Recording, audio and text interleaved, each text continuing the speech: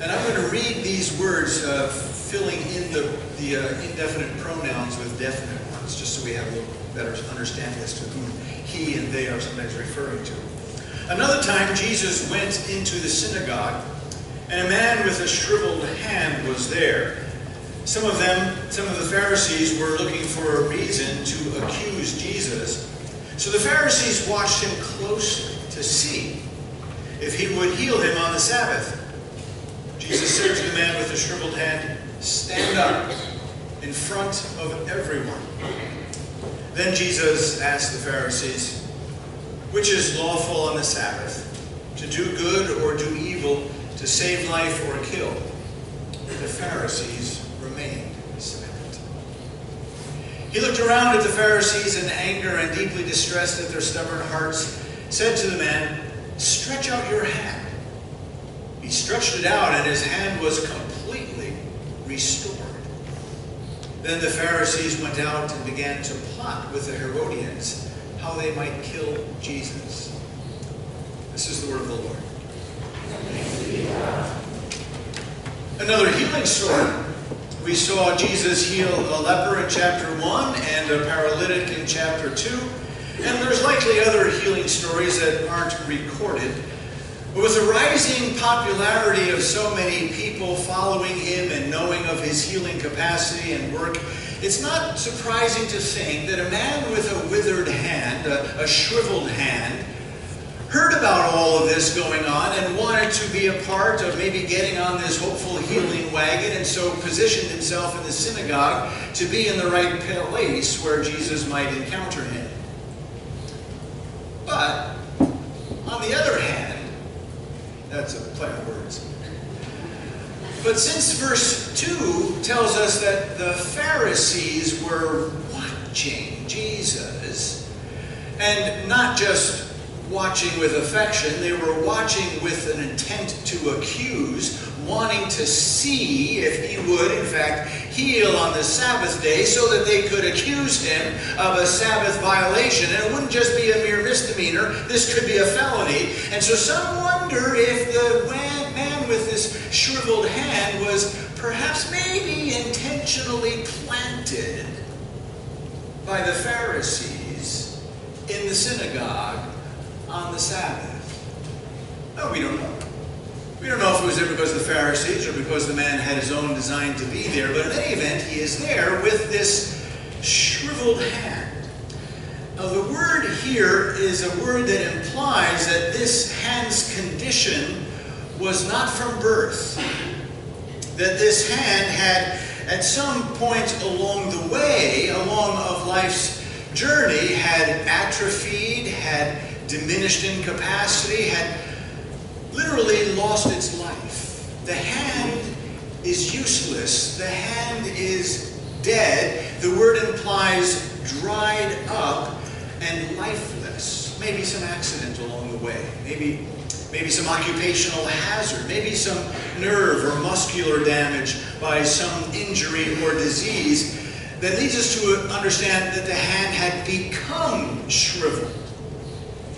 And that likely, in their minds, that it was the result of some sin that the man had committed. That this was his punishment. Maybe he had done something sinful with that hand and God zapped it, to show him that he was. And so probably other people assumed that this man was a particular sinner. And that's sort of, he had also maybe already received some scorn from the community and maybe had lost his job. Maybe he was limited in his employment opportunities. But right now he could be of some use. He could be of some helpful presence for the Pharisees, who are focusing on the opportunity to trip up Jesus, and their eagle eyes are hopefully trained on this hand as potential bait for their intended prey.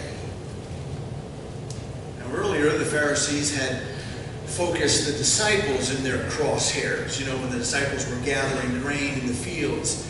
But now their crosshairs are moved over to Jesus, and they're looking to bring him down so that they might personally accuse him of some Sabbath violation. And then verse 3, you see in your Bibles there, verse 3 creates this tension and this drama as Jesus takes the initiative to be the first one to speak out loud and to say to the man with this hand, he spots him or knows that he's there, and he says to him in verse 3, stand up in front of everyone. And the word here, stand up, is also translated as arise. Arise and come here. Come to the middle. Come to the front. Come up where everyone can see what's going to happen. You see, all of these the text invites us to know, who are watching. And they're not watching, of course, with delight. They're watching with this evil intent. They're watching and wanting to accuse Jesus, but they're not saying anything about that. But Jesus creates the awareness, the public awareness, that there is conflict arising here. There is tension arising. But he says, I want to make sure that all of you can see what's going to happen. Because I know you're interested. I know you're watching. So he says, arise, come stand up front, in the middle, so that everyone can see. And the rest of you pay close attention. I want you to not miss this. And then at that dramatic moment, there's a pause in the action as Jesus then begins in verse 4. You see that. Jesus then begins a unilateral, that is a one-way, that will end up being unanswered question. See, the Pharisees haven't said anything. They haven't uttered a sound. They haven't spoken at all in this passage. They, and even after Jesus' question here in verse 4, even after Jesus asked the question, they will still remain silent. So the man rises to the middle, and listening then to Jesus' irrefutable, double counter question to the Pharisees' unspoken pending charges of Sabbath violation, Jesus says to them, you see this in verse 4, which is lawful on the Sabbath, to do good or to do evil, to save life or to kill? Now the Pharisees, they would know right away that Jesus is referring to Moses' teaching from Deuteronomy chapter 30, verses 15 through 19, as likely you do too. Right? These are words that are echoing what Moses was saying about the law and about Sabbath keeping. I'll tell you what they are. Moses said to the people, see, I have set before you today life and prosperity, death and adversity. And he's referring to the law. And he's referring to the Sabbath. I have set before you life and death, blessings and curses. Now choose life, so that you and your children may live. And Jesus is drawing their attention back that the purpose of the law is life. The purpose of the Sabbath is life. And he has put that question to them, and they know that that's what Moses taught. And Jesus' brilliant and simple question, countering their unspoken attitude, tells everyone that this is what the Sabbath is for. This is what what law is for. This is, in fact, what I am here for. It's about life and the prospering of life. And so doing good and saving life and healing and bringing blessings, this is the purpose of Sabbath. This is the purpose of the law. This is the purpose of the Messiah. And this is the central purpose of why I've come. And that's why Jesus says, come, stand up here in the center, in the middle, in front of everyone, so that everyone can see this is what it's about. It's about healing and life-giving and life prospering. It's the center. But verse 4 says, they were silent. Their hearts are unimpressed and unmoved, which causes Jesus to be agitated and to be grieved at the hardness, the callousness of their hearts, the blindness of their hearts. Not just mad at them as you and I might sometimes be mad at someone or someone who oppose us for something. No, but he's grieved at the effect of sin upon their lives. You know, calluses take time to develop. And calluses harden and toughen and create resistance so that things are no longer felt. Calluses reduce sensitivity. That can be helpful, but in this regard, Jesus realizes that they have developed a hardness and a callousness for the life-giving qualities of the law. And so this is part of the imagery of this text. That Jesus invites them not only to see this shriveled hand, Jesus is inviting everyone in the room, then and also now, to see that the Pharisees' lives have themselves become shriveled, withered. Their understanding of Sabbath, their understanding of law has dried up and is useless, is no longer bringing life, no longer prospering life. It is as good as dead. You might say that the withered hand of the man in the center of the room is nothing compared to the withered hearts and souls of the Pharisees scattered around the room. Before we go any further in the story, I think we need to pause and be careful that we don't skew this story to satisfy maybe some subtle, latent, personal rebelliousness or aggressions. And what I mean by this is this. Some of us, and I have this, you know how it is, there are some that just really always want the underdog to win. Right? You know that anticipation? You like it when the underdog is victorious. Which, you know, is why for decades there were so many Cub fans, right? You just always wanted the underdog to finally get on top of the pile. And so there's a sense in which we want a story, and we like stories in which the little guy slays the big guy, sort of the Sunday school reduction of the Samson and Goliath kind of story. We want to see, for example, we'd like to see Jesus stick it to the Pharisees. We'd like to see Jesus outwit them. Oh, that's a good story. We'd like to see Jesus kind of poke him in the eye. We even maybe we'd like Jesus to break the law and thus even validate our own Sabbath violations and repressed rebelliousness against the law. We'd like Jesus to lead us in that regard. You see, so we need to be very careful here that we not have our own subtle, even psychological agendas imposed on the dynamics or the flavor of this story, because it's not about Jesus breaking the law, and it's not about iconoclastic pleasures that we would like to have.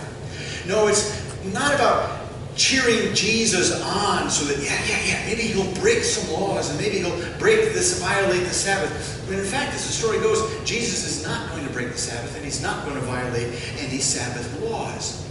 But what the story is about the Messiah demonstrating to the world, demonstrating that his kingdom of restoration, his kingdom of healing, and his kingdom of life-giving introduction of power into a shriveled and withered world is happening and has come on stage. That this is who the Messiah is, this is what the law is for, and this is what the Sabbath is for. And we need to be clear about that. That it's not about our dynamics of storytelling, it's about Jesus proclaiming a kingdom that is arriving.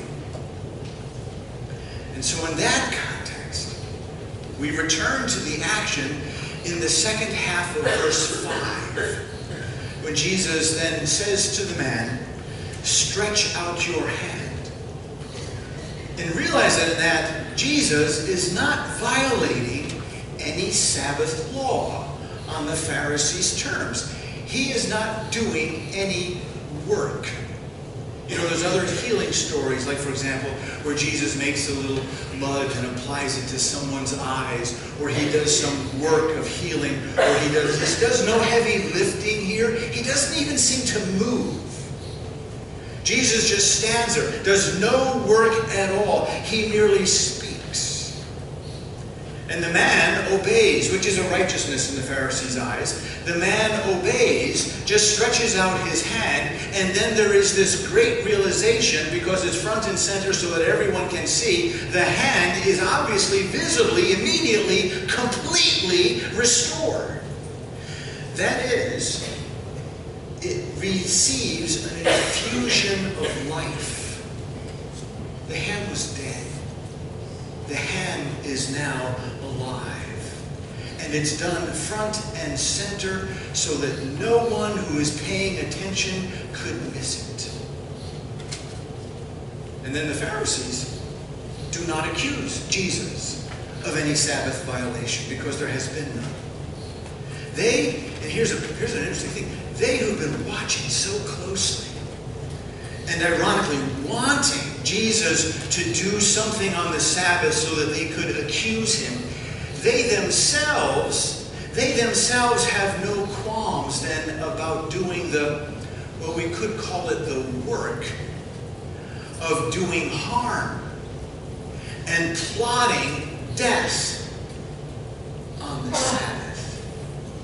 Verse 6, you see verse 6 in your Bible, it says that that's the Pharisees went out. And there's a word in the Greek here that says immediately. And immediately, it's implying the same day, they began to plot with the Herodians how they might kill Jesus. Doing the work of seeking death. The Herodians, these are the politicians of the day. And for the Pharisees to work with these politicians in an unholy alliance on any day of the week, let alone the Sabbath, is worth grieving over. In fact, we might understand that whenever spiritual leaders collude with political power in pursuit of self-interest instead of truth, you're likely looking at trouble. So the issue of life and death has been raised, and Jesus is advocating for life, and the Pharisees are plotting for death. The Jesus question and the Pharisees' silence. And in the middle of it all is this picture, once again, of resurrection. When we looked previously at the story of the paralytic, the man who was paralyzed, and his friends, 4 friends, carried him on a bed. It looked like a funeral procession as these 4 pallbearers were carrying this man's dead legs up, and then they dig a hole and they lowered him into the hole. It looks like a graveside scene. And then Jesus says, "Arise," and the man arises. And it's covered with resurrection, Easter kind of imagery. The same thing is here. Because this hand is, by all rights and purposes, dead. And Jesus brings life back to that which has fallen dead. In fact, the word, as I said, that Jesus says to the man, he says, come to the middle, he says, arise. And it's the same word that Mark will use in chapter 16 about Jesus at the resurrection. Arise. So the point for us, I believe, this morning is to likewise be invited by Jesus to focus on what's right at the heart of the story. Right in the middle of the story. I mean, it's got 6 verses, and right in the middle of the story is this healing. And Jesus says, I don't want anybody to miss it. I don't want anybody to not be able to see what's going on here. I want everybody to pay attention. He says the central point of the law, the central point of the Sabbath, the central point of the Messiah, the central point of the kingdom, which is going to be revealed to you in the resurrection, the coming back to life, is that in this world, God's kingdom is coming, and the kingdom character is that of life-prospering reality. And I don't want you to miss it. So that's the plea for us today. Don't miss this. Not just this story, but don't miss the coming of Jesus Christ's kingdom. That he rose from the dead, and this life that he achieved, which defeats all of that which would kill us, all of that which defeats us, our sin and our sinfulness, has been defeated in Jesus Christ, and we now live according to this theme, that Jesus is on the throne, and we are alive because of his miraculous work. And that means then that we use the law, we use the Sabbath, we use all of God's teachings that we might know how best to live, that our lives might prosper to his honor and glory and to our eternal satisfaction. So look to Jesus Christ, look to the middle, look at the cross and standing before you in the sanctuary front and center so that you do not miss it. Because that's what it's all about. In the name of the Father, and the Son, and the Holy Spirit. The Lord, might we see that